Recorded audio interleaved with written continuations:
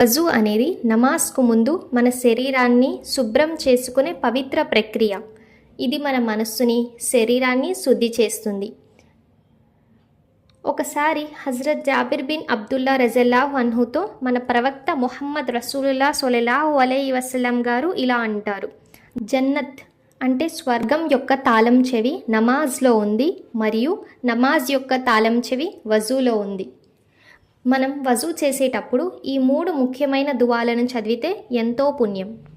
ముందుగా చదవాల్సిన వజూ యొక్క మొదటి దువా బిస్మిల్లాహిల్ అజీమి వల్హమ్దులిల్లాహి అలా దీనిల్ ఇస్లాం, లేదా బిస్మిల్లా అని చెప్పి కూడా మొదలు పెట్టొచ్చు.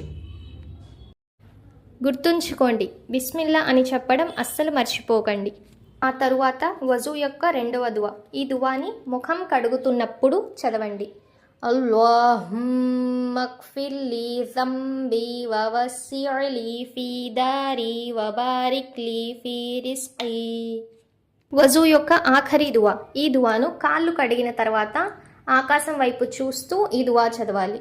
గుర్తుంచుకోండి, ఇక్కడ చాలామంది మన చూపుడు వేలును ఆకాశం వైపు చూపుతూ ఈ దువాలను చదువుతారు. ఆకాశం వైపు మన చూపుడు వేలును చూపాల్సిన అవసరమే లేదు.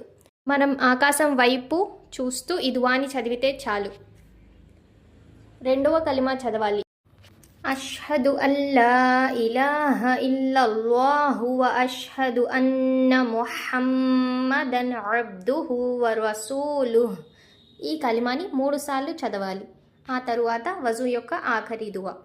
రెండవ కలిమా చదివిన తరువాత ఈ దువా చదవండి. అల్లాహుమ్మ జఅల్నీ మినత్ తవ్వాబీన వ జఅల్నీ మినల్ ముతత్వహిరీన్. ఈ దువాలను ప్రతిసారి వజూ చేసేటప్పుడు చదవండి. ఇది మీ ఈమాన్ను బలంగా ఉంచుతుంది. మరిన్ని ఇస్లామిక్ వీడియోల కోసం ఇస్లామిన్ తెలుగు ఛానల్ను ఫాలో చేయండి.